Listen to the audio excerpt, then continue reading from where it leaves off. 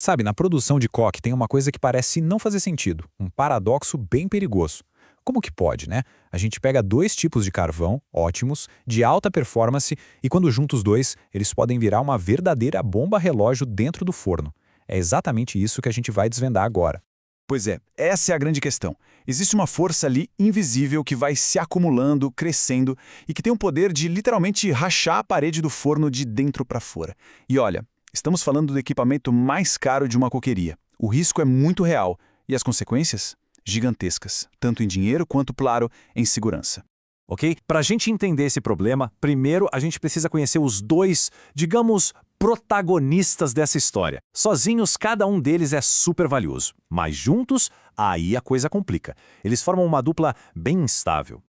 Então vamos lá. De um lado, a gente tem o carvão de alto volátil. Pensa nele como a fonte de energia, o motor da coisa. É ele que libera uma quantidade absurda de gás. Do outro lado, tem o carvão de alta fluidez. Esse aqui funciona como uma espécie de cola, sabe? Ele derrete e serve para unir todas as partículas de carvão. Mas, e é aí que está o problema? O que acontece quando essa cola fica espessa demais, viscosa demais? Em vez de só unir, ela acaba vedando tudo. Ela cria uma barreira, uma parede quase impenetrável.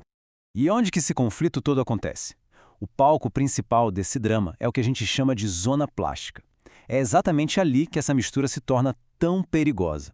Uma fase que é super importante para o processo acaba virando, na verdade, uma armadilha, uma prisão para todo aquele gás que está sendo gerado. Então, o que é essa tal de zona plástica? Bom, ela não é nem sólida, nem líquida. Imagina uma camada bem grossa, viscosa, quase como se fosse uma lava de vulcão, que vai se formando das paredes quentes do forno em direção ao centro. É nessa fase de transição que tudo acontece.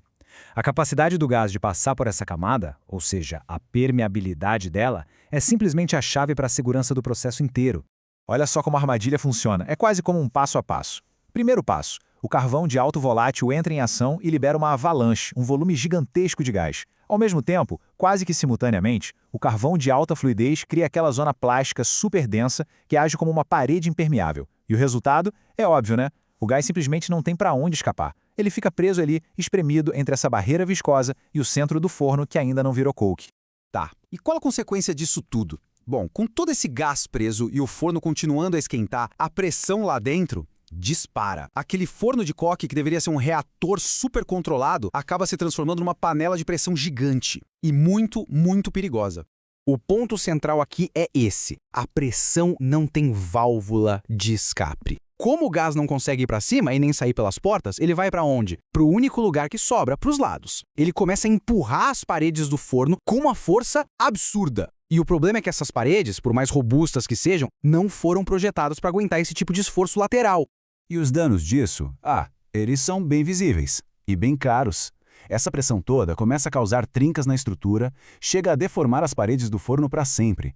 E na hora de tirar o coque, a operação vira um pesadelo. Fica tudo muito pesado, difícil. O que isso significa na prática? Paradas que não estavam ao plano, reparos que custam uma fortuna e, o mais importante de tudo, um ambiente de trabalho muito mais perigoso. Mas olha, o problema não para por aí.